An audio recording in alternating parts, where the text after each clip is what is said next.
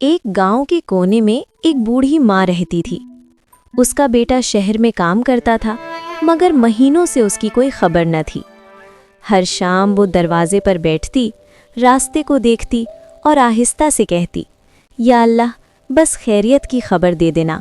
एक दिन बारिश में भीगता हुआ एक अजनबी आया। उसने बताया कि वो शहर में उसके बेटे के साथ काम करता था। बूढ़ी माँ के हाथ कांप गए, मगर अजनबी ने मुस्कुराकर कहा, वो ठीक है और आपके लिए ये भेजा है। वो एक छोटा सा खत था, सिर्फ एक जुमला लिखा था, अम्मी, आपकी दुआओं ने मुझे बचा लिया। बूढ़ी माँ की आंखों से आंसू बहे, मगर इस बार दिल मुतमाइन था। अगली सुबह बूढ़ी माँ ने वो खत सीने से लगा लिया। उसके चेहरे पर सुकून था, आंखों में शुक्र। वो मस्जिद गई, 2 रकत नफिल पढ़े और आसमान की तरफ देखकर बस इतना कहा, या अल्लाह, तेरा शुक्र है।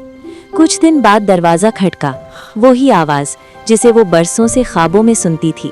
सामने उसका बेटा खड़ा था, जिंदा, मुस्कुराता हुआ। माँ ने कुछ नहीं कहा, बस उसे गले लगा लिया। बेटा रो पड़ा और बोला, अम्मी, जब सब रास्ते बंद हो गए थे, सिर्फ आपकी दुआ ने मुझे जिंदा रखा। माँ ने सर पर हाथ रखा और मुस्कुरा दी।